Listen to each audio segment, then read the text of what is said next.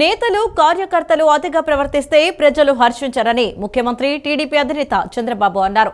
బూతులు, వివాదాలు, దాడులు, గొడవలు, సెటిల్మెంట్లకు దూరంగా ఉందామని సీఎం పిలుపునిచ్చారు. ఎవరైనా అధికారం ఉందని ఈగోలకు పోతే భవిష్యత్తులో నష్టం జరుగుతుందని తెలిపారు.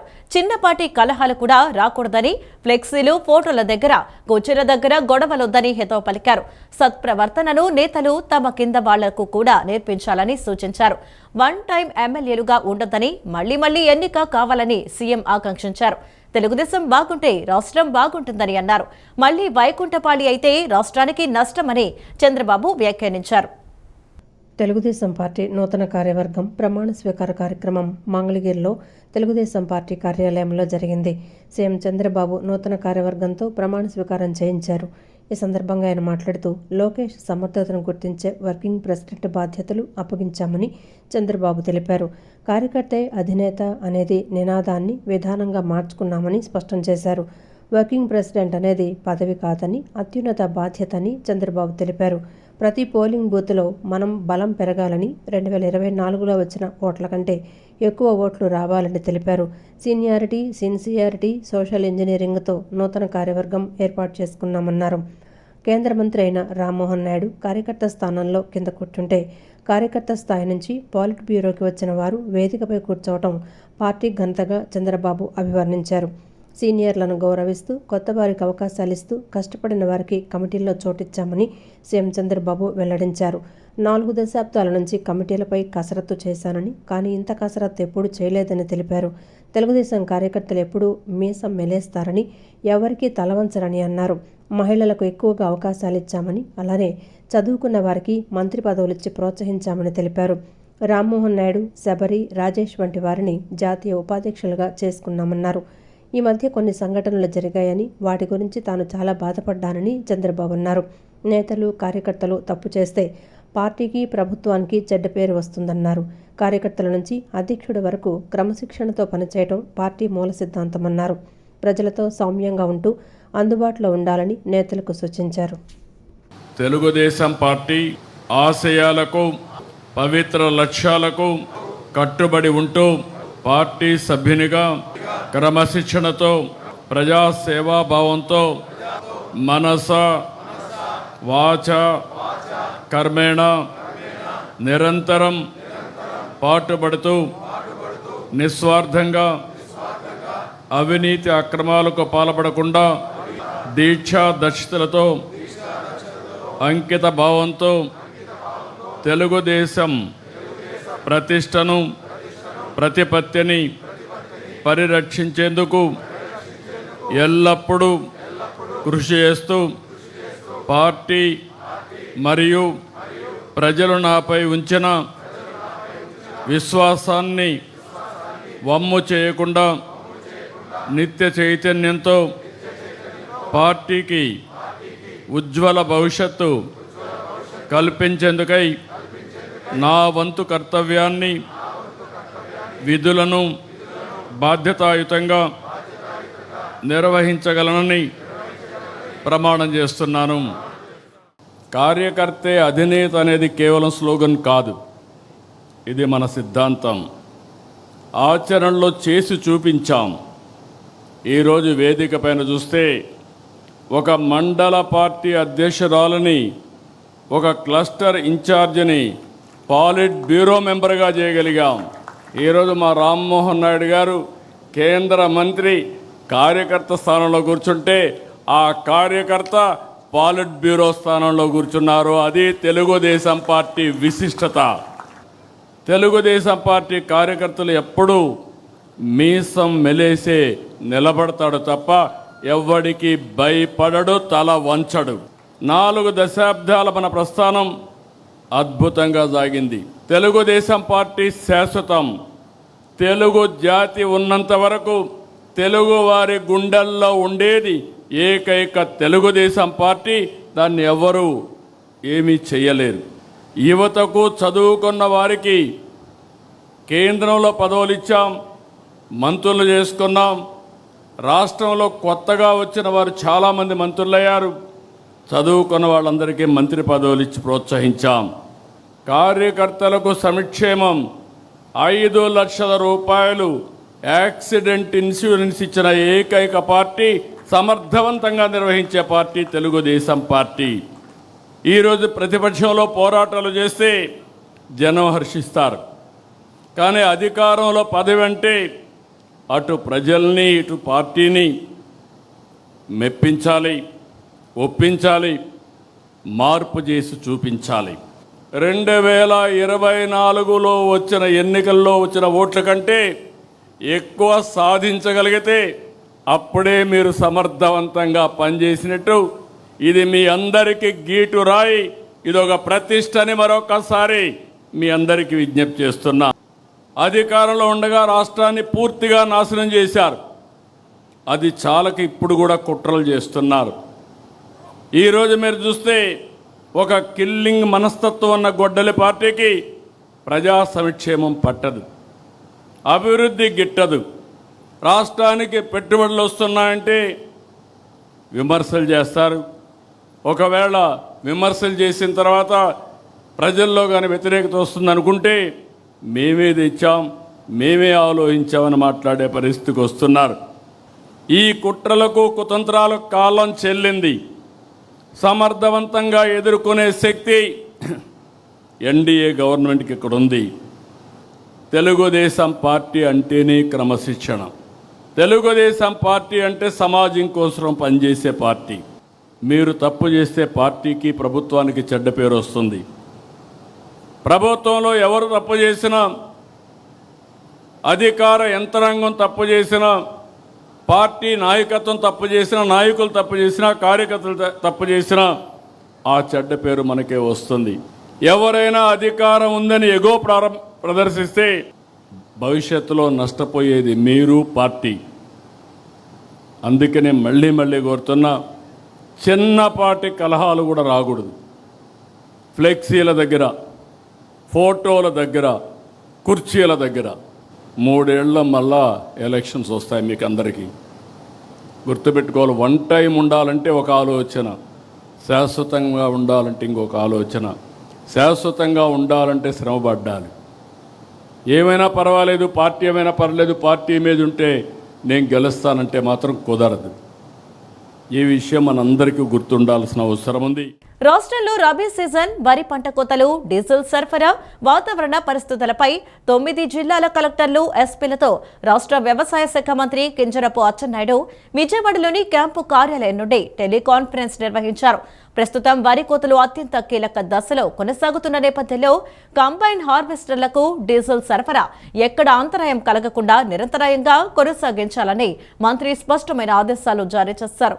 జిల్లాల వారీగా సమీక్షించినప్పుడు ఉభయ గోదావరి, డాక్టర్ బిఆర్ అంబేద్కర్ కోనసీమ, కాకినాడ జిల్లాల్లో కోతలు పెద్ద ఎత్తున జరుగుతున్నందున డీజిల్ అవసరం అధికంగా ఉన్నట్లు మంత్రి పేర్కొన్నారు. ముఖ్యంగా కాకినాడ జిల్లాలో అత్యధిక డిమాండ్ ఉన్నందున అదనపు ట్యాంకర్ల ద్వారా సరఫరా పెంచాలని సూచించారు.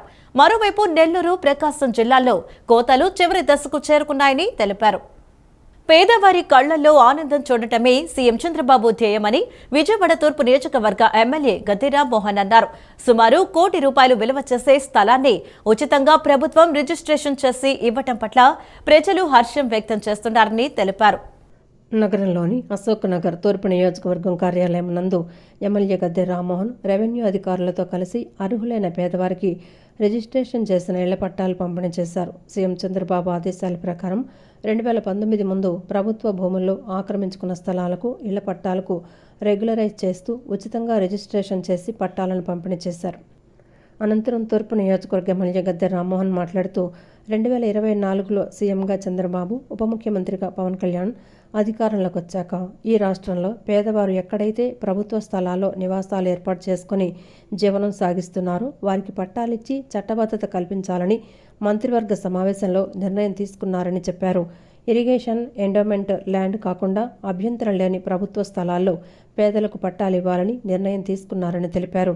కేబినెట్ నిర్ణయం మేరకు తూర్పు నియోజకవర్గంలో కొంతమంది పేదలకు ఇళ్ల పట్టాలు పంపిణీ చేసినట్లు ఎమ్మెల్యే గద్దె తెలిపారు. ప్రతి పేదవాడికి జీవించే హక్కు ఉందని, ఇళ్ల పట్టా అవసరం ఎవరికైనా ఉంటే తన కార్యాలయంలో సంప్రదిస్తే స్థలాలను తప్పకుండా మంజూరు చేస్తామన్నారు. 100 నుంచి 150 గజాలు ఆక్రమించుకుంటే ఉచితంగా రిజిస్ట్రేషన్ చేస్తున్నారని తెలిపారు. 150 గజాలు స్థలం అంటే సుమారు 75 లక్షల విలువ చేసే పట్టా రిజిస్ట్రేషన్ ఇవ్వటం పట్ల లబ్ధిదారులు సంతోషాన్ని వ్యక్తం చేస్తున్నట్లు తెలిపారు. 25,000 మంది అర్హులైన పేదవారు ఉన్నారని తెలిపారు. పేదవారు ఎక్కడైతే ప్రభుత్వ స్థలాల్లో ఆక్యుపై చేసుకుని నివాసాలు ఏర్పాటు చేసుకుని నివసిస్తూ ఉన్నారో వాళ్ళందరూ కూడా చట్టభద్రత కల్పించే విధంగా పట్టాలు ఇవ్వాలనే కార్యక్రమాన్ని తీసుకోవడం జరిగింది. దాన్ని జీవో నెంబర్ 30 ద్వారా హక్కులు కల్పించారు. దీనిలో అబ్జెక్షన్ లేని స్థలాలు, అబ్జెక్షన్ ఉన్న స్థలాలు ఏవి అంటే irrigation land, endowment land. Irrigation జరుగుతూ ఉండగా ఆ ల్యాండ్ లేదన్నా ఉన్న స్థలాల్లో ఆక్యుపై చేస్తే వాటికి అది అబ్జెక్షనబుల్. అదేవిధంగా దేవుడి పొలాల్లో ఏదన్నా ఉంటే అది అబ్జెక్షనబుల్. ఈ రెండు కాక ఇతర ఏ భూములైనా సరే వాళ్ళకి చట్టభద్రత కల్పించి వాళ్ళకి ఆస్తి హక్కు కల్పించాలని చెప్పి రిజిస్ట్రేషన్ అయ్యే విధంగా పట్టాలు ఇవ్వటం జరిగింది. ఇది మొట్టమొదటిసారిగా ఈ కార్యక్రమం, ఈ జీవో కూడా రిలీజ్ అవ్వటం కార్యక్రమం. అంతేకాదు ఇంకా అనేకమైన విధానాల్లో నివాసం ఉంటున్న అబ్జెక్షన్ లేని భూముల్లో ఉన్న ప్రతి ఒక్కళ్ళకి కూడా పట్టాలు ఇవ్వడానికి ఏదైనా చట్ట సవరణలు చేయాలన్నా అవసరమైతే క్యాబినెట్ మీటింగ్లో పెట్టైనా సరే వాళ్ళందరికీ ఆ భద్రత కల్పించాలని కూడా నిర్ణయం తీసుకోవడం జరిగింది. వాళ్ళ అప్లికేషన్ తీసుకొని వెరిఫై చేసి వాళ్ళందరూ కూడా పట్టాలు ఇవ్వడం జరుగుతుందని కూడా మీ ద్వారా తెలియజేస్తున్నాను. ఇది చాలా మంచి కార్యక్రమం. 40-50 ఏళ్ళ నుంచి కూడా ఇందాక ఒక ఆయన మేము 80 ఏళ్ళ నుంచి ఉంటున్నామండి, మాకు ఈ రోజుకి మోక్షం వచ్చి పట్టా వచ్చిందని చెప్తున్నారు. మరి 40-50 ఏళ్ళ నుంచి ఉన్నవాళ్ళు కూడా ఉన్నారు. వాళ్ళందరికీ భద్రత కల్పిస్తే ఇవాళ ఈ ప్రాంతాలు ఇవాళ ఇచ్చిన పట్టా ఇచ్చిన ప్రాంతాల్లో సుమారు గజం 75,000 నుంచి 80,000 ఉన్న అంత విలువ కలిగిన స్థలాలను ఇవాళ 100 గజాలు లేకపోతే అక్కడ ఉన్న వాళ్ళు ఆక్యుపై చేసిన దాంట్లో 100 గజాలు 150 గజాల వరకు కూడా ఫ్రీ, రూపాయి తీసుకోకుండా 150 గజాల వరకు. 150 గజాలు మేము చూస్తే కొంత రేట్లు పెట్టడం జరిగింది, అది కూడా నామినల్ రేట్లే. సో ఇవాళ ఫ్రీగా సుమారు 100 గజాలంటే 75 లక్షల రూపాయలు విలువ కలిగిన సైట్ ఇవాళ ఒక పేద కుటుంబానికి ఇవ్వడం జరిగింది. దాంతో మాకు సంతోషం కొద్దీ వాళ్ళ బట్టలు పెట్టి ఆ పట్టా ఇచ్చి కార్యక్రమం చేపట్టడం జరిగింది. దానికి ప్రధానంగా ఏంటంటే మనకి ఇరిగేషన్ భూములు కానీ, శ్మశాన భూములు కానీ, రోడ్డు మార్జిన్స్లో మనకి ఎక్స్టెన్షన్ అవసరం అయ్యి ఉన్న భూములు కానీ అట్లాంటివి మనకి అవ్వవు, కానీ రిమైనింగ్ అంతా కూడా మనకి పెట్టుకోవచ్చండి. అదేవిధంగా మనకి ఏంటంటే ఆక్రమిత భూముల్లో కూడా అంతకుముందు అయితే మనకి ఈ 100 గజాల వరకునే ఉండేది, ఇప్పుడు 150 గజాల వరకు ఫ్రీ ఆఫ్ కాస్ట్తో ఇవ్వడం జరిగింది. 150 గజాలు దాటిన ఏపీఎల్ ఫ్యామిలీస్కి కూడా మినిమం ఛార్జెస్తో మనం రెగ్యులరైజ్ చేయడం జరుగుతుంది. 15%, 30% ఛార్జెస్తో వాళ్ళు కట్టించుకొని రెగ్యులరైజ్ చేయడం జరుగుతుంది. ఆ రకంగా ప్రీవియస్ ఎవరైతే ఏపీఎల్ ఫ్యామిలీస్ ఉండేవాళ్ళో వాళ్ళు పెట్టుకోలేపారో అర్హులైన వాళ్ళు ఇప్పుడు కూడా పెట్టుకోవచ్చండి. వాళ్ళంతా 2019 ముందు ఆ భూమిని ఆక్రమించి ఉండాలి. ఖచ్చితంగా పాకలు వేయటం కాకుండా అది రేకుల షెడ్లు కానీ ఇల్లు కానీ ఉంటేనే అది రెగ్యులరైజ్ అవుతుందండి. మేము గత ప్రభుత్వంలో కూడా మేము ఈ పట్టా కోసం అప్లై చేసామండి.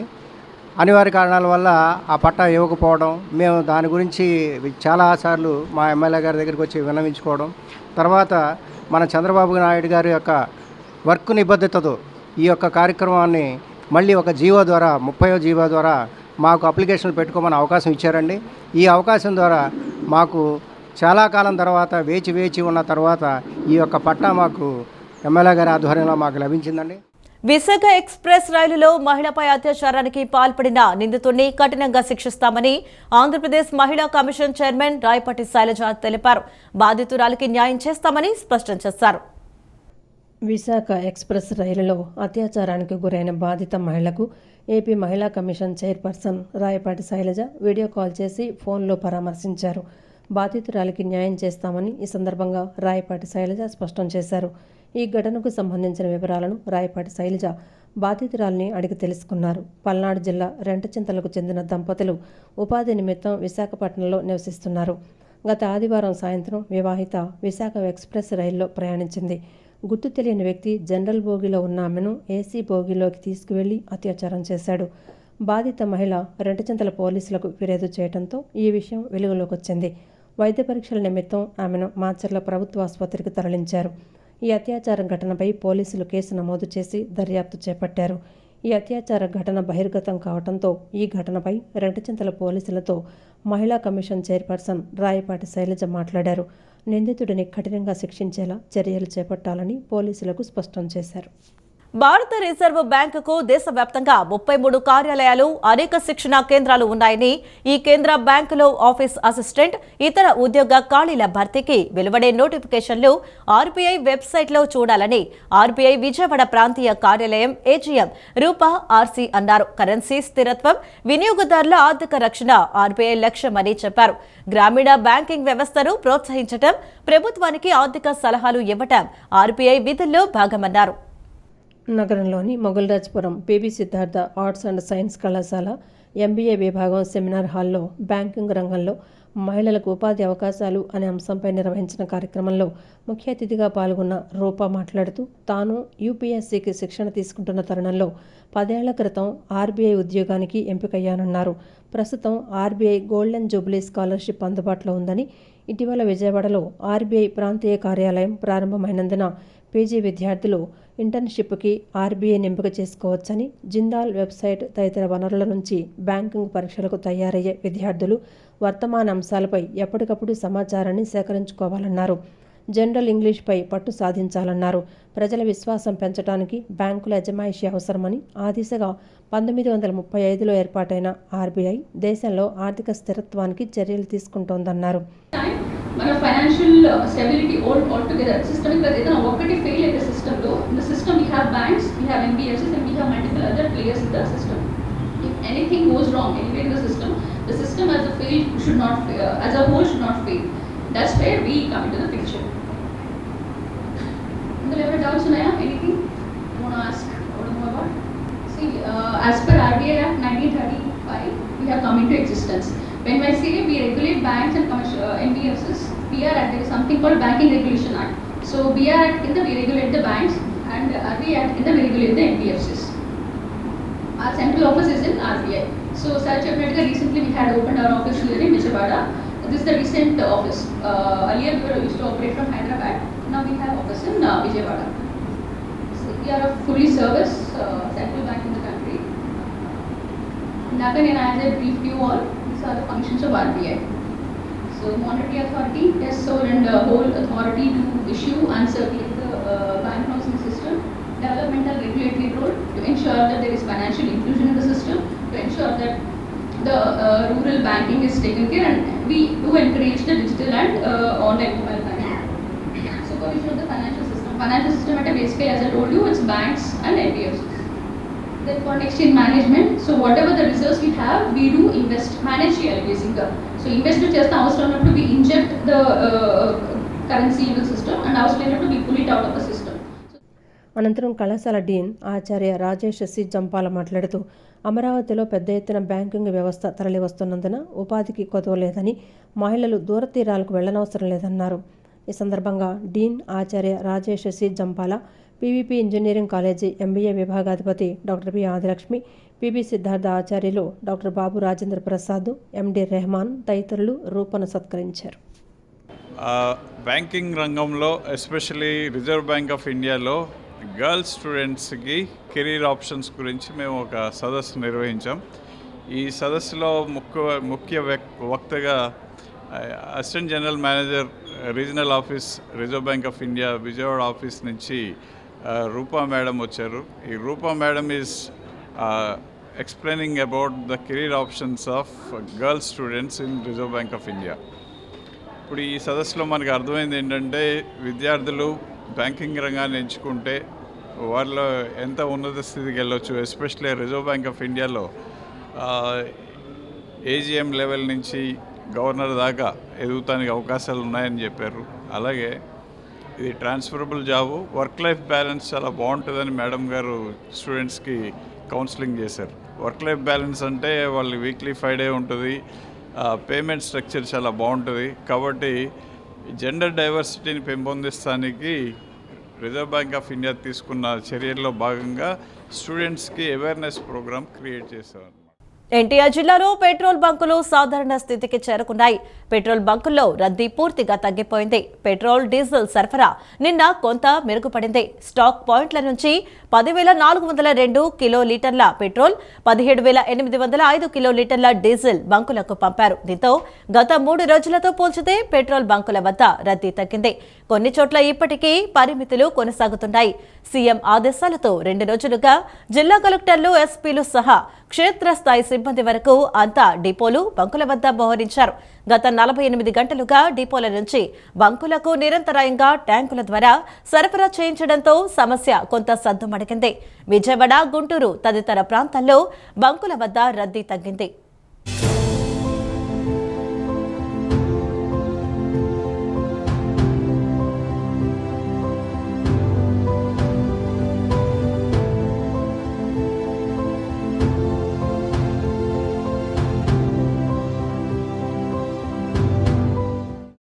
గత 2-3 రోజులుగా వాహనదారులతో రద్దీగా మారిన పెట్రోల్ బంకులు నేడు సాధారణ స్థితికి చేరుకున్నాయి. నిన్నటి వరకు పెద్ద సంఖ్యలో కార్లు, ద్విచక్ర వాహనాలు పెట్రోల్ బంకుల వద్ద బారులు తిరగా నేడు పెట్రోల్ బంకులు ఖాళీగా కనిపిస్తున్నాయి. పెట్రోల్, డీజిల్ సరఫరా నిన్న కొంత మెరుగుపడింది. స్టాక్ పాయింట్ల నుంచి 10,402 కిలోలీటర్ల పెట్రోలు, 17,805 కిలోలీటర్ల డీజిల్ బంకులకు పంపారు. దీంతో గత 3 రోజులతో పోల్చితే పెట్రోల్ బంకుల వద్ద రద్దీ తగ్గింది. కొన్ని చోట్ల ఇప్పటికీ పరిమితులు కొనసాగుతున్నాయి. సీఎం ఆదేశాలతో 2 రోజులుగా జిల్లా కలెక్టర్లు, ఎస్పీలు సహా క్షేత్రస్థాయి సిబ్బంది వరకు అంతా డిపోలు, బంకుల వద్ద మోహరించారు.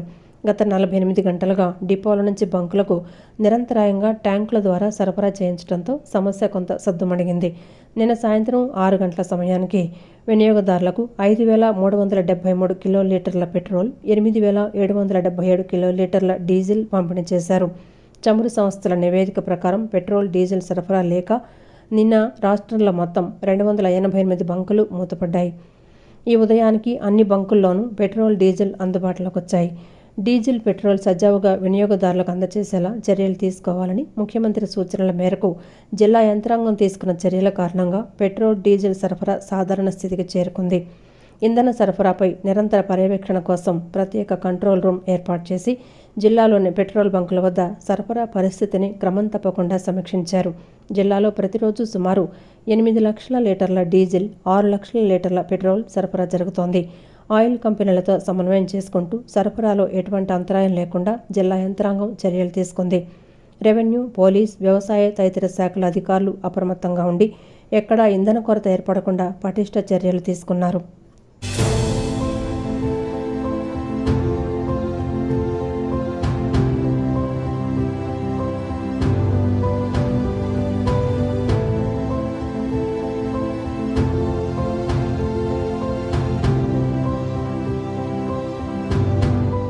అడిగిన వాళ్ళు ఇచ్చి పంపిస్తున్నారు కదా. ఎప్పుడు వచ్చింది లోడ్? ఎప్పుడు వచ్చింది మీకు? 12:30కే వచ్చిందా? ఎప్పుడు ఖాళీ అయింది? పొద్దున ఎన్ని గంటలకి? 5కే ఖాళీ అయింది. మళ్ళీ 11:30కి వచ్చిందా? 12:30. మళ్ళీ నిన్న ఎప్పుడు వచ్చింది స్టాక్? వాడకూడదు హెల్మెట్, స్టైల్ పోతుందనా? సేఫ్టీ అమ్మా. కొడితే అక్కనా ఎవరిని కూర్చో అమ్మా, ఇద్దరు కూర్చోబెట్టుకుని వచ్చినావు చూసా. ముగ్గురు driving first of all wrong, పైగా హెల్మెట్ లేదు. ఎవరి కోసం? నీ సేఫ్టీ కోసమే కదా. మరి 2 డేస్ బ్యాక్ దొరికిందా? మళ్ళీ ఈరోజు ఇస్తున్నావు. ఎన్ని లీటర్ కావాలి? 1 లీటర్ సరిపోద్ది. గుడ్ అమ్మా. తమ్ముడికి చెప్పు హెల్మెట్ వేసుకొని తిరగాల. చాలా దారుణంగా ఉంది పరిస్థితి. ఎంత ఎంచుకున్నావు? Okay, good. ఎక్కడికి వెళ్తున్నారు? ఎక్కడ పని? ఏం ఆఫీసు? Stock market. గుడ్. పెద్దరు కాబట్టి మంచిగా హెల్మెట్ వేసుకుంటున్నావు. కుర్రోడు వేసుకుంటూ తిరుగుతున్నారు చూడు. గుడ్. ఫుల్ ట్యాంక్ అవసరం లేదు కదా? అచ్చా, ఓకే, గుడ్. ఎప్పటికప్పుడు మానిటర్ చేస్తున్నాము. జిల్లా స్థాయి కమాండ్ కంట్రోల్ కూడా పెట్టాము. ఈరోజు మార్నింగ్ నుంచి మొత్తం పర్యవేక్షణ చేస్తే ఎక్కడ కూడా స్కేర్సిటీ లేదు. ఇప్పుడు అన్ని బంకులు కూడా తిరగడం జరిగింది. అవసరమైనంత ఎంతైతే ఇండియన్ పెట్టుకున్నారో అంతా వస్తూ ఉంది. సప్లై కూడా అన్ని చోట్ల ముమ్మరంగా జరుగుతూ ఉంది. పబ్లిక్తో కూడా ఇంటరాక్ట్ చేస్తున్నాము. ఎక్కడ స్కేర్సిటీ అయితే లేదు అని చెప్తున్నారు. మార్నింగ్ 9 గంటలకి ఖాళీ అయితే 12:30కే వచ్చేసింది ట్యాంకర్. అంటే యథావిధిగా ఆల్రెడీ రెస్టోర్ అయినట్టు ఇది పరిస్థితి. జిల్లా వ్యాప్తంగా ఉన్న దాదాపు 189 పెట్రోల్ బంకులు కూడా పరిస్థితి సప్లై అన్ని చోట ఇంప్రూవ్ అయింది. హెచ్పిఎల్, ఐఓసిఎల్, బీపీసీఎల్ కొండపల్లి నుంచి అన్ని జిల్లాలకి కూడా పంపిస్తున్నారు. మన ఎన్టీఆర్ జిల్లాతో పాటు బాపట్ల, కృష్ణ, అట్లాగే గుంటూరు ఇక్కడ కూడా సరఫరా జరుగుతున్నాయి. ఈరోజు చూసుకుంటే ఎక్కడ లాంగ్ క్యూస్ కానీ లేదా ప్యానిక్ బయింగ్ కానీ ఇటువంటిది ఏమి ఇబ్బంది లేదు. సో నార్మల్సీ రిస్టోర్ అయింది. దయచేసి అందరూ గమనించాలి. ఎన్టీఆర్ జిల్లా అయితేనేంటి, పక్కన జిల్లా అయితేనేంటి ఎక్కడ కూడా ఫ్యూల్ ప్రాబ్లం లేదు. కొండపల్లి నుంచే ఇక్కడ ఉన్న చుట్టుపక్కల ఉన్న 7 జిల్లాలకి ఫ్యూల్ పంపించడం జరుగుతుంది. మార్నింగ్ నుంచే ఇది పర్యవేక్షణ చేశాము. నిన్న కూడా ప్రాపర్గా ప్లాన్ చేసేసుకొని మ్యాప్ చేసి అందరికీ డిస్ట్రిబ్యూషన్ ప్రాపర్గా చూసుకునేసరికి అందరికీ అందుబాటులో ఇప్పుడు వచ్చింది. దయచేసి ఇంకా ఈ వదంతులు రూమర్స్ దయచేసి నమ్మకండి. ప్రైస్ పెరిగిపోతుందేమో, క్వాంటిటీ అయిపోతుందేమో అని భయపడి ఎక్కువ కొనే పరిస్థితి చేయకండి. మొట్టమొదటిలో ఒక 2 రోజులు 3 రోజులు కొంచెం సరఫరా లోపం ఉండటం వల్ల కొంచెం ఇబ్బంది పడ్డారు. 2-3 రోజుల నుంచి అయితే గవర్నమెంట్ మానిటర్ చేయడం వల్ల కొంచెం ఫ్రీగానే వస్తుంది ఆయిల్ సప్లై అంతా. తర్వాత ఎటువంటి ఇబ్బందులు ఏం లేవు. జనం ఎక్కువ మంది ప్యానిక్ అయిపోయి ఎక్కువ కొట్టించుకోవాల్సిన అవసరం కూడా లేదు. మామూలుగా అయితే అవసరాలు తగ్గట్టుగా 200 స్కూటర్లకేను 4 వీలర్స్ 2 వీలర్స్ చొప్పున కొడుతున్నారు. సప్లై అయితే సరఫరా బాగానే ఉందండి. 2 నుంచి కూడాను కలెక్టరేట్ మానిటర్ చేసి ఎర్లీ మార్నింగ్ నైట్ కూడా బళ్ళు పంపిస్తున్నారు. సరఫరాలు ఎటు ఇబ్బంది లేదు. జనం ప్యానిక్ ఇవ్వాల్సిన అవసరం కూడా లేదండి. సరఫరా స్మూత్గానే ఉంది, బాగానే ఉందండి. ఇప్పుడు మామూలుగా సాధారణ రోజుల్లో అసలు మామూలుగా పెట్రోల్ డీజిల్ ఎన్ని లీటర్లు అయ్యేది, ఇప్పుడు ఎంత ఎక్కువగా కొనుగోలు చేస్తున్నారు? సాధారణ రోజులైతే పెట్రోల్ ఒక 4500 అట్లా అయ్యేది. ఇప్పుడు దీని మీద ఏంటంటే జనం దొరకని ఒత్తిడి మీద 6000 7000 పోతుంది రోజుకి పెట్రోల్ అయితే. డీజిల్ అయితే స్టాక్ ఉన్న కాడికి ఒక రోజులో అయిపోతుంది 4000. స్టాక్ ఉన్న కాడికి పెట్రోల్ డీజిల్ స్టాక్ అయిపోతూ ఉంది. డీజిల్ స్టాక్ సరిపడా పంపిస్తున్నారు, అవగానే పంపిస్తున్నాడు. మానిటర్ చేసి పైనుంచి నియంత్రణ బాగానే ఉంది. కంపెనీలో కూర్చొని ఆ లోడ్లు అర్ధరాత్రైనా పంపిస్తున్నారు.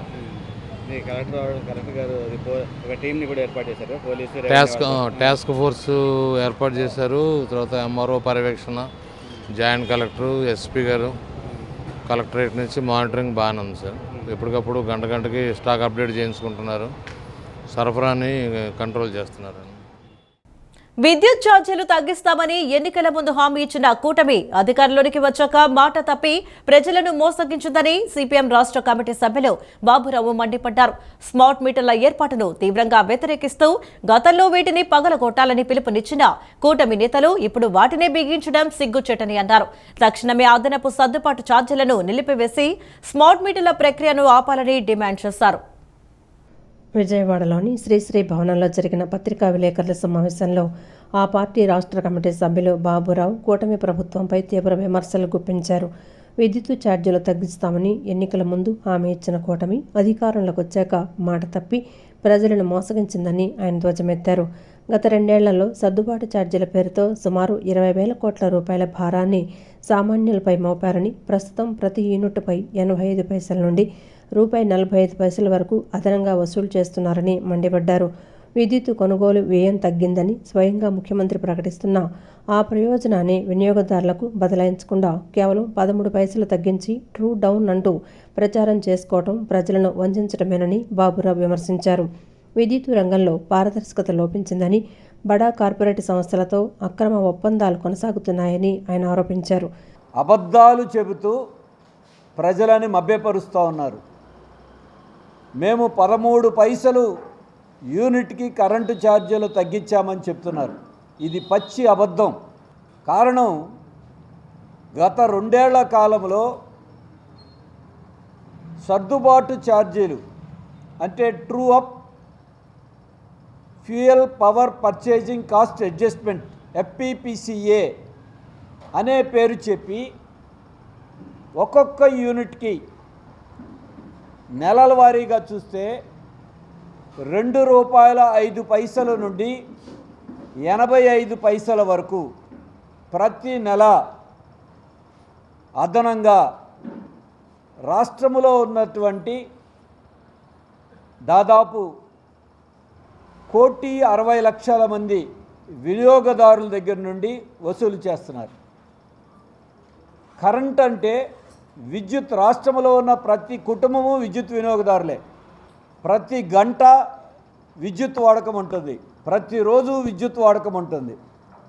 అంటే ప్రభుత్వం ప్రతి మనిషిని, ప్రతి కుటుంబాన్ని, ప్రతి వ్యాపారిని, ప్రతి పరిశ్రమని ప్రతిరోజు దోపిడీ చేస్తూ ఉంది. మళ్ళీ 2023-24 సంవత్సరాలకి ఇంకొక 6,000 కోట్ల రూపాయలు, అంటే 15,485 కోట్ల రూపాయలు ఈ ప్రభుత్వం వచ్చిన తర్వాత విద్యుత్ నియంత్రణ మండలి ఆదేశాలు ఇచ్చి వసూలు చేశారు. 2014-19 గతంలోనే ఆదేశాలు ఇచ్చారు. వసూళ్లు 36 నెలల పాటు గత ప్రభుత్వంలోనూ ఈ ప్రభుత్వంలోనూ కొనసాగి. విద్యుత్ వ్యయం తగ్గినప్పుడు, కొనుగోలు ఖర్చు తగ్గినప్పుడు కరెంటు ఛార్జీ తగ్గించాలి. కానీ 2026-27 రాష్ట్ర ప్రభుత్వ ప్రతిపాదనల ప్రకారం నియంత్రణ మండలి ప్రకటించిన టారిఫ్లో ఒక్క నయా పైసా తగ్గల, అధికారయుతంగా కూడా. అత్యంత క్లిష్టమైన శస్త్రచికిత్సను కామినేని హాస్పిటల్స్ లో విజయవంతంగా నిర్వహించారు. ఛాతీ భాగంలో ఏర్పడిన గడ్డ కారణంగా తీవ్రమైన నొప్పితో బాధపడుతున్న రోగికి అత్యంత నైపుణ్యంతో చికిత్సను అందించి ప్రాణాపాయం నుంచి కాపాడారు.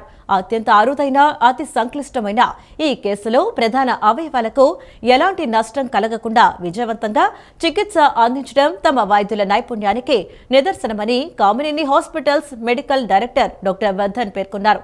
కామినేని ఆసుపత్రిలోని ఆధునిక సాంకేతికత, అనుభవజ్ఞులైన వైద్యులు కలిసి పనిచేయడం వల్ల ఇలాంటి క్లిష్ట చికిత్సలను సైతం విజయవంతంగా జరుగుతున్నాయని తెలిపారు.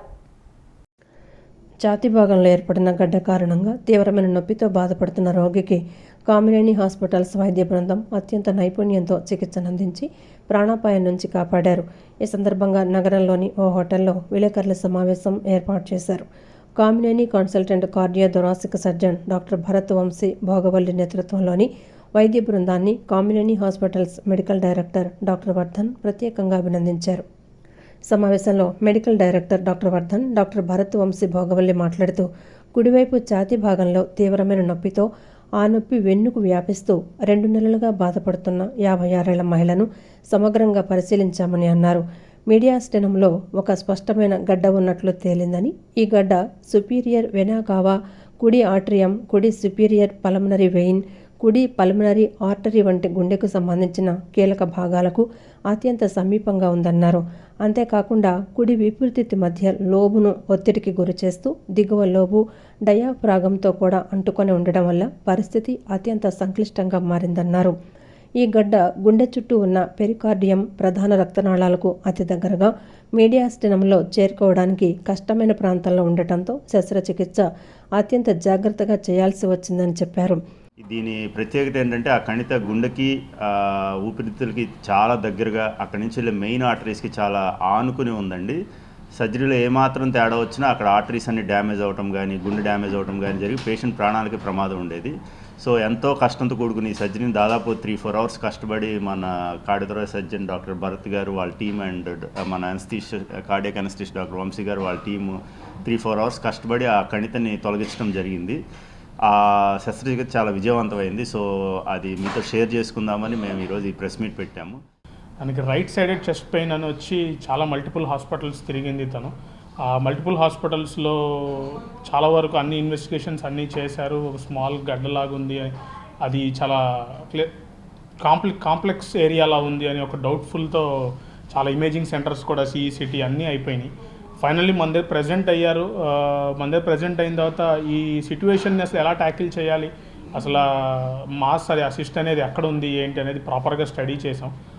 నేను వంశీ సార్ ఇద్దరం వీ హ్యాడ్ ఏ డిస్కషన్. అసలు అప్రోచ్ ఎలా వెళ్ళాలి, సర్జరీ అసలు ఎలా చేస్తే ఆ స్ట్రక్చర్ పక్కనున్న హార్ట్, మేజర్ బ్లడ్ వెజల్స్, పక్కనున్న లంగ్, దాని కింద ఉన్న ఫ్రెనిక్ నర్వ్స్ ఇవన్నీ కూడా డ్యామేజ్ అవ్వకుండా అసలు ఎలా సర్జరీకి వెళ్ళాలి అనేది ప్రాపర్ ప్లానింగ్ చేసుకొని అన్నీ రెడీ చేసుకొని along with the whole team support, along with the management support మేము ముందుకెళ్ళాం. సర్జికల్గా ఎంత కష్టమో అనస్థీషియా కూడా చాలా క్లిష్టమైన ప్రొసీజర్. యాక్చువల్గా అందరికీ మనం మత్తి చక్రంలో ఒక సింగిల్ ల్యూమెన్ ట్యూబే వేస్తాము. ఈమెకి 2 డబల్ ల్యూమెన్ ట్యూబ్ అని వేసి కుడిపక్క వెంటిలేట్ అవ్వకుండా చూసి కరెక్ట్గా ఆయన ఆపరేట్ చేసేటప్పుడు దాన్ని ఆపాలి, మళ్ళీ ఆన్ చేయాలి. సో ఇంత కష్టమైంది. టీమ్ ఎఫర్ట్ తోటి సక్సెస్ఫుల్గా కనితిని తీయగలిగాము. ఎన్నోసార్లు చేస్తున్నాము. చేసిన ప్రతిసారి ఎలాంటి శస్త్రచికిత్సలు చేస్తున్నాము, గుండెకి సంబంధించినవి కావచ్చు, వివిధ డిపార్ట్మెంట్కి సంబంధించినవి కావచ్చు, మనం ఈ శస్త్రచికిత్స చేస్తున్నామని చెప్పడానికి ఈ ప్రెస్ మీట్ ఏర్పాటు చేశాము. వీటిని సమర్థవంతంగా నిర్వహించడానికి మా సమర్థవంతమైన సర్జన్సు, ఎనస్థీషియా టీము, వీటిలన్నింటినీ కోఆర్డినేట్ చేయడానికి మా మెడికల్ డైరెక్టర్ డాక్టర్ వర్ధన్ గారు, మా మేనేజ్మెంటు మేమంతా శ్రమించి పేషెంట్కి అత్యంత సులభమైన పద్ధతిలో మంచి శస్త్రచికిత్సలు, మంచి ట్రీట్మెంట్ అందించాలనే ఉద్దేశంతో చేస్తున్నాము. ఈ చికిత్సను విజయవంతంగా పూర్తి చేస్తున్న doctor Bharath Vamsi భోగవల్లిని Kamineni cluster head P Sunil Kumar ఈ సందర్భంగా అభినందించారు. ఈ సమావేశంలో Kamineni marketing head K Ramanarao పాల్గొన్నారు.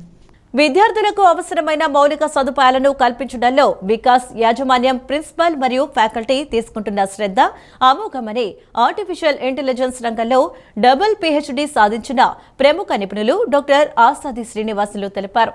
సమాజానికి ఉపయోగపడే వినూత్న సాంకేతిక అప్లికేషన్లను అభివృద్ధి చేయడంలో వికాస్ విద్యా సంస్థలు అగ్రగామిగా ఉందని కొనియాడారు. AI రాకతో ఉద్యోగాలు పోతాయనేది కేవలం అపోహ మాత్రమేనని ఆయన స్పష్టం చేశారు. విజయవాడ నున్నలోని వికాస్ గ్రూప్ ఆఫ్ ఇన్స్టిట్యూషన్స్ వేదికగా ఇంజనీరింగ్, ఫార్మాస్యూటికల్, లైఫ్ సైన్సెస్లో వస్తున్న అత్యాధునిక మార్పులపై 2 రోజుల అంతర్జాతీయ సదస్సు ఘనంగా ప్రారంభమైంది. ఈ సందర్భంగా AI నిపుణులు డాక్టర్ ఆసాది శ్రీనివాసులు కీనోట్ స్పీకర్గా విచ్చేసి quantum computing, generative AI, data science మరియు బ్లాక్ చైన్ వంటి నూతన సాంకేతికతలపై విద్యార్థులకు అవగాహన కల్పించారు. ఈ సందర్భంగా ఆయన మాట్లాడుతూ ఆర్టిఫిషియల్ ఇంటెలిజెన్స్ వల్ల ఉద్యోగాలు పోతాయనేది కేవలం అపోహ మాత్రమేనని, AI టూల్స్పై పట్టు సాధిస్తే మరిన్ని అద్భుతమైన అవకాశాలు లభిస్తాయని ఆయన స్పష్టం చేశారు. Quantum computing, generative AI, data science, IoT మరియు బ్లాక్ చైన్ టెక్నాలజీలపై విద్యార్థులు దృష్టి సారించడం ద్వారా విదేశాల్లో కూడా అద్భుతమైన అవకాశాలను దక్కించుకోవచ్చని తెలిపారు. విద్యార్థులకు అవసరమైన మౌలిక సదుపాయాలను కల్పించడంలో వికాస్ యాజమాన్యం, ప్రిన్సిపాల్ మరియు ఫ్యాకల్టీ తీసుకుంటున్న శ్రద్ధ అమోఘమని ఆయన ప్రశంసించారు. ఇక్కడ విద్యార్థులు ఇప్పటికే జాతీయ, అంతర్జాతీయ స్థాయిలో పరిశోధనా పత్రాలు సమర్పిస్తూ ప్రైజెస్ సాధిస్తున్నారని, ఇదే ఒరవడి కొనసాగితే NIRF, NIAC, NBA ర్యాంకింగ్స్లో విజయవాడలోనే ఈ సంస్థ నెంబర్ 1గా నిలుస్తుందని ఆశాభావం వ్యక్తం చేశారు. వికాస్ గ్రూప్ ఆఫ్ ఇన్స్టిట్యూషన్స్ వాళ్ళు ఇన్నోవేటివ్ టెక్నాలజీస్ మీద చాలా వండర్ఫుల్ కాన్సెప్ట్స్ తీసుకొని ఈ ఇంటర్నేషనల్ కాన్ఫరెన్స్ ద్వారా పిల్లలకు, సొసైటీకి యూజ్ అయ్యే అప్లికేషన్స్ అన్నీ ఈరోజు ఇంటర్నేషనల్ కాన్ఫరెన్స్ ద్వారా ఎక్సలెంట్గా ఆర్గనైజ్ చేశారు. ఇక్కడ మన వికాస్ గ్రూప్ ఆఫ్ ఇన్స్టిట్యూషన్ క్యాంపస్లో నేను ఈ కాన్ఫరెన్స్ ద్వారా ఒక కీనోట్ స్పీకర్గా లేటెస్ట్ టెక్నాలజీస్ మీద పిల్లలకు అవేర్నెస్ ఇవ్వడం జరిగింది. దాని ద్వారా పిల్లలు మోటివేట్ అయ్యి వాళ్ళ రీసెర్చ్లో ఇన్నోవేటివ్ అప్లికేషన్స్ డెవలప్ చేస్తారు. అనంతరం కళాశాల ప్రిన్సిపాల్ డాక్టర్ PS శ్రీనివాస్ మాట్లాడుతూ ఇంజనీరింగ్తో పాటు ఫార్మా రంగాన్ని మేళవించి ఈ సదస్సును నిర్వహించడం ఒక ప్రత్యేకతని పేర్కొన్నారు. తమ విద్యార్థులు ఇటీవల విశాఖపట్నంలో జరిగిన సృజన స్టేట్ లెవెల్ మీట్లో మాల్ ప్రాక్టీస్ను అరికట్టే ఎగ్జామినేషన్ అప్లికేషన్ను డెవలప్ చేసి 3వ బహుమతి సాధించారని, అలాగే రతన్ టాటా ఇన్నోవేటివ్ హబ్లో కూడా తమ ఐడియాలను ప్రదర్శించి తదుపరి స్థాయికి ఎంపికయ్యాయని తెలిపారు. మేము ఇక్కడ స్టూడెంట్స్కి ఇచ్చే ట్రైనింగ్ వల్ల వాళ్ళు ఆ ట్రైనింగ్ కొత్త టెక్నాలజీస్ మీద ఇస్తున్న ట్రైనింగ్ని ఉపయోగించుకొని వాళ్ళు కొత్త ఆవిష్కరణలు చేయడానికి, కొత్త ప్రయోగాలు చేయడానికి హెల్ప్ చేస్తుంది. దీనివల్ల డిఫరెంట్ హ్యాకథాన్స్ కండక్ట్ చేసినప్పుడు మా స్టూడెంట్స్ పార్టిసిపేట్ చేయడం, ప్రైజెస్ తీసుకురావడం. రీసెంట్గా సృజన స్టేట్ లెవెల్ మీట్ జరిగినప్పుడు వైజాగ్లో, అందులో మా స్టూడెంట్స్ పార్టిసిపేట్ చేసి ఒక అప్లికేషన్ డెవలప్ చేశారు. అది కొత్త టెక్నాలజీని ఉపయోగించి చేసిన ఆ అప్లికేషను ఫూల్ ప్రూఫ్గా అంటే ఎటువంటి మాల్ ప్రాక్టీస్కి అవకాశం లేకుండా ఎగ్జామినేషన్ కండక్ట్ చేసే సిస్టమ్ని డెవలప్ చేసినందుకు. అనంతరం సంస్థ సెక్రటరీ కరెస్పాండెంట్ సత్యనారాయణ రెడ్డి మాట్లాడుతూ ఈ సదస్సుకు భారత్ నుండే కాకుండా అమెరికా, యూరప్ వంటి దేశాల నుండి సుమారు 48 పరిశోధనా పత్రాలు అందాయని వెల్లడించారు. ప్రతి ఏటా ఇలాంటి అంతర్జాతీయ సదస్సులు నిర్వహిస్తూ NIRF, NAAC, NBA వంటి గుర్తింపుల్లో విజయవాడలోని నెంబర్ 1 సంస్థగా నిలవడమే తమ లక్ష్యమని వారు పేర్కొన్నారు. ఇండియా నుంచే కాకుండా యూరప్ అండ్ USA నుంచి 48 పేపర్స్ వరకు వచ్చాయి. దీనిలో భాగమైన ప్రతి ఒక్కరికి వికాస్ గ్రూప్ ఆఫ్ ఇన్స్టిట్యూషన్స్ తరఫు థ్యాంక్స్ చెప్తున్నాం. అలాగే ఫర్దర్గా ఇదే సపోర్టు మాకు పబ్లిషర్స్ నుంచి, ఫ్యాకల్టీ నుంచి రీసెర్చ్ స్కాలర్స్ నుంచి మున్ముందు కూడా ఉండాలని.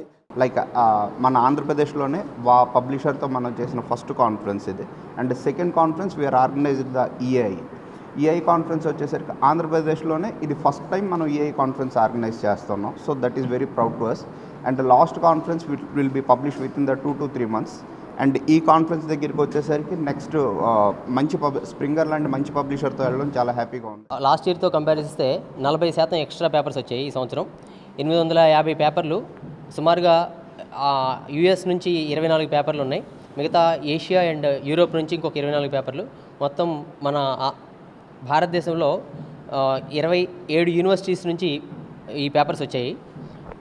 మొత్తం 850 పేపర్లుగా గాను 225 పేపర్లని మేము షార్ట్ లిస్ట్ చేశాము. మంచి సేవా తత్పరుడు, రాజకీయ రంగంలో అందరి మన్ననలు పొందినటువంటి వ్యక్తి ఈది సాంబశివరావు అని బీసీ ఇంటర్నేషనల్ వెల్ఫేర్ అసోసియేషన్ అధ్యక్షుడు డాక్టర్ ఎన్వి రావు అన్నారు. ఎవరికి ఏ సమస్య వచ్చినా తానున్నానంటూ ముందుకు వచ్చే వ్యక్తి అని అన్నారు. తనకు ఉన్న దాంట్లో ఆర్థిక సహాయం చేసేటువంటి మనసున్న మంచి వ్యక్తి సాంబశివరావు అని కొనియాడారు.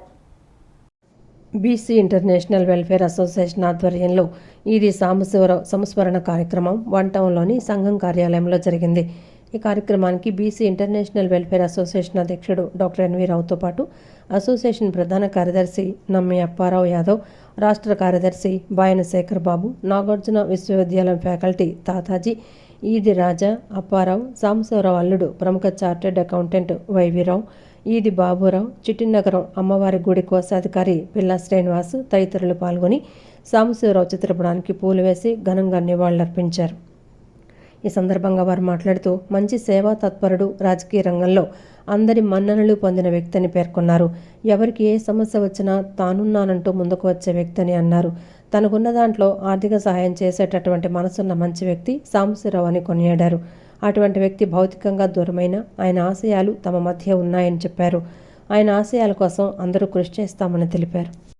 90 ఏళ్ళు బతకాల్సినటువంటి కనీసం 90 ఏళ్ళు బతకాల్సినటువంటి వ్యక్తి అయినా సుదీర్ఘకాలం పాటు కృష్ణానదికి ప్రతిరోజు ఉదయాన్నే వెళ్ళి స్విమ్మింగ్ చేసేటువంటి వ్యక్తి. అలాగే యోగాలో భిక్షమయ యోగాలో కూడా ఆయన యోగా చేశారు. మాతో పాటు ఎస్ఎస్వైకి కూడా వచ్చారు. ఆయన సంపూర్ణంగా ఆరోగ్యం ఉండే వ్యక్తి. గత 4-5 సంవత్సరాల నుంచి కూడా అనారోగ్యం అనేక రకాలుగా ఇబ్బందులు పడి ఈరోజు కాలం చేయడం మనందరికీ కూడా చాలా దురదృష్టకరమైన విషయం. వారు ప్రతి మనిషి పుట్టినవారు ఏదో రోజు కాలం చేయ తప్పదు, కానీ బతికున్నంతకాలం మనం ఇతరులకు ఏ రకంగా ఉపయోగపడని చాలా ఇంపార్టెంట్. అలాంటి విషయంలో సాంబశివరావు అందరికంటే ముందుండి ఉంటారని చెప్పేసి ఈ సందర్భం చెప్తున్నాను. ప్రతి సంవత్సరం లయన్స్ క్లబ్కి $1000 చొప్పున ఇచ్చి దాదాపు 4 సార్లు ఇచ్చి ఆయన PMJF అయ్యారన్నమాట. అంటే ఆ $1000 కూడా ప్రపంచంలో ఎక్కడైనా సరే కంటి ఆపరేషన్స్కి కానీ లేకపోతే క్యాన్సర్ సంబంధించిన వాటికి కానీ వాడేటువంటి ఫండ్కి ఆయన ఇవ్వడం జరిగింది. సో అలాగే బీసీ ఇంటర్నేషనల్ కూడా కార్యవర్గ సభ్యులుగా వారు దాతృత్వాన్ని చాటుకున్నారు. అలాగే మా కృష్ణా జిల్లా నగరాల సంఘంలో ఫౌండర్గా ఉండి అనేక సేవా కార్యక్రమాలు చేశారు. సాంబశివరావు చాలా ఆరోగ్యవంతుడు. అతను దేంట్లో ఉంటే దాంట్లో కమిట్మెంట్ ఉంటుంది. ఒక నగరాల సంఘం అవని, తెలుగుదేశం పార్టీ అవని, తెలుగుదేశం పార్టీ కూడా అతను జిల్లా వైస్ ప్రెసిడెంట్గా అలాగే దుర్గుడి మెంబర్గా అనేక సేవలు అందించారు. అతను ఎప్పుడు కూడా ఎవరికి సాయం ఉన్నా కూడా అతను ఎప్పుడు కూడా వారికి సాయం అందించడం ముందుంటారు. ఆయన ఈరోజు ఆయన అకాల మృతి చెందడం మనందరూ కూడా చాలా తీవ్ర అసంతృప్తిగా ఉంటుంది, బాధగా ఉంటుంది. ఎందుకంటే ఇప్పుడున్న ఇక్కడ అందరూ కూడా అతను కూడా సహచరులు. అయినా సంఘం పెట్టడం కూడా అలాగే నగరాలు ఎడ్యుకేషన్ ట్రస్ట్ కూడా ఏర్పాటు చేశారు. దాంట్లో పేద విద్యార్థులకి తనే ఫౌండర్ మెంబర్గా ఉండి అనేక కార్యక్రమాలు అందించారు. అది ఈరోజు కూడా అనేక సేవా కార్యక్రమం చేస్తూ ఉంది. సొంత మనిషిలాగా ఉన్నటువంటి వ్యక్తి లేకపోవడం చాలా బాధాకరం. అలాంటి వ్యక్తికి మనం జోహార్లు అర్పించాలి. ఈరోజు ఇంటర్నేషనల్ వెల్ఫేర్ అసోసియేషన్ ఆధ్వర్యంలో మన మిత్రులందరినీ కలుపుకొని ఈ కార్యక్రమం చేయడం, ఆయన మనసుకి, ఆయన ఆత్మకి శాంతి కలగాలని, ఆ కుటుంబానికి సంతాప సానుభూతిని తెలియజేసుకుంటున్నాం.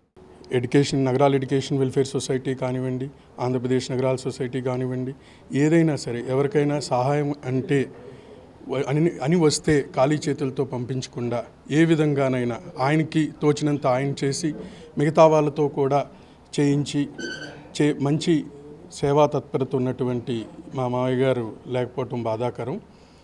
అలానే ఎడ్యుకేషన్ సొసైటీలో 6th క్లాస్ నుంచి 10th వరకు ఉన్నటువంటి గవర్నమెంట్ స్కూల్స్లో చదువుతున్నటువంటి విద్యార్థుల కోసం స్కాలర్షిప్లు ఇవ్వటం, మిగతా వాళ్ళతో పెద్దలకి పేదవాళ్ళకి వీళ్ళకి బట్టల పంపిణీలో కానీ దేనైనా వాళ్ళ పెన్షన్ పంపిణీలో కానీ మంచి యాక్టివ్గా ఉన్నటువంటి వ్యక్తి లేకపోవటం. తాడేపల్లిలో ఓ ఎస్ఐ తనపై విచక్షణ రహితంగా దాడి చేశాడని మైనర్ బాలుడు వాపోయాడు. సంబంధం లేని వివాదంలో విచారణ పేరుతో తనను స్టేషన్కు పిలిపించి కనీసం ప్రశ్నించకుండా ఎస్ఐ సాయి ప్రసాద్ తనను విచక్షణ రహితంగా కొట్టాడని ఆవేదన వ్యక్తం చేశాడు. తాడేపల్లి పట్టణంలోని ప్రకాష్ నగర్లో జరిగిన గొడవలో బాలుడి బాబాయ్కి దెబ్బలు తగలడంతో అంబులెన్స్ వద్దకు వచ్చి ఆసుపత్రికి పంపారని బాలుడు చెప్పాడు. సంతకాలు చేయాలని పిలిపించి ఇష్టానుసారంగా కొట్టారని, ఎందుకు కొడుతున్నారో తనకు తెలియదని చెప్పాడు.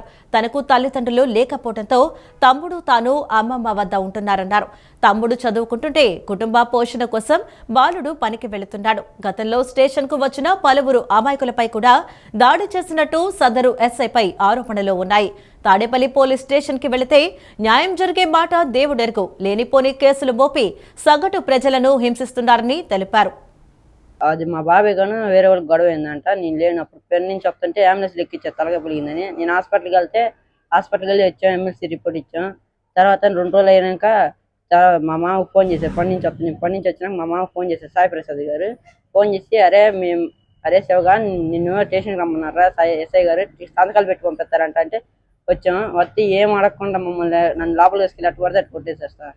కర్రకి లబ్బర్ ఉంది, సాయి ప్రసాద్ గారు పిలిచారు. లోపలికి తీసుకెళ్ళి కర్రకి లబ్బర్ ఉంది, దాన్ని పెట్టి కొట్టారు సార్. అరికాలు కొట్టి చేతుల మీద ఎట్టబడితే కొట్టారు సార్. ప్రాణానికి తీసుకెళ్ళిపోయి నువ్వు బయట ఉండు, వచ్చావా నిన్ను కొడతా అని అన్నాడు. అంటే సరేలేండి నేను రానులేండి అన్నా. నేను బయటనే ఉన్నా. ఆయన తలుపు పెట్టి గడిపెట్టి పిల్లని కొట్టిండు. ఏంద్రా అంటే కొట్టిండమ్మా నన్ను బయటకు వచ్చి ఏడ్చుకుంటూ చెప్పిండు. అంతవరకే నాకు తెలుసండి. అదే శాన్బాజ్ దుర్గారావు. ఈ వార్తలు ఇంతటితో సమాప్తం. నమస్కారం.